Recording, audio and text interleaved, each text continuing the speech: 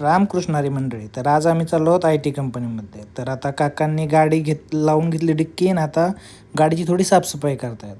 एवढं करून आता काकांनी फायनली गाडी चालू केली आणि इंग्लिश गाणे लावले. आता ते आणि मला ना अनिकेतला काही कळालेलं नाही, पण तरी पण आम्ही मजा घेत घेत घेत त्यांना म्हणलं चला जाऊ द्या. आणि फायनली आम्ही पोहोचलो हमालीच्या जागेवर. 40 लाखाच्या गाडीतून उतरून आता बसतोय 70 लाखाच्या गाडीमध्ये.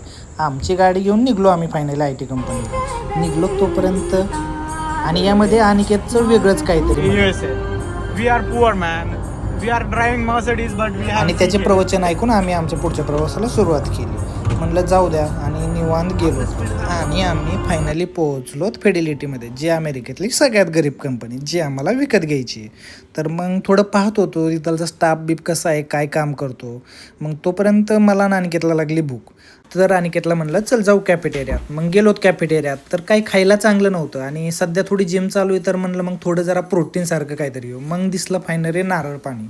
मग काय आणि मग घेतलं फायनली पाणी आणि खूप बोर झालं. मग अनिकेतला म्हणलं चल जाऊ आता घरी.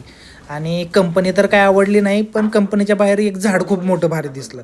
तर अनिकेत म्हणला कंपनी खूप मोठी आहे, आपल्या बजेटची नाही, जाऊ दे नको घ्यायला. फायनली आलो बाहेर. बाहेर आलो नाही तोपर्यंत अनिकेतचं रडगाणं चालू झालं, कॉफी पाच कॉफी पाच. मग काय म्हणलं चल तुझी करतो इच्छा पूर्ण. आणि गेलो गरिबांना घेऊन. तुम्हाला तर माहिती आहे आपल्याला दानधर्म करायची सवय. मग काय घेतली कॉफी, दानधर्म करायला गेलो आणि बसला 5,000ला दान.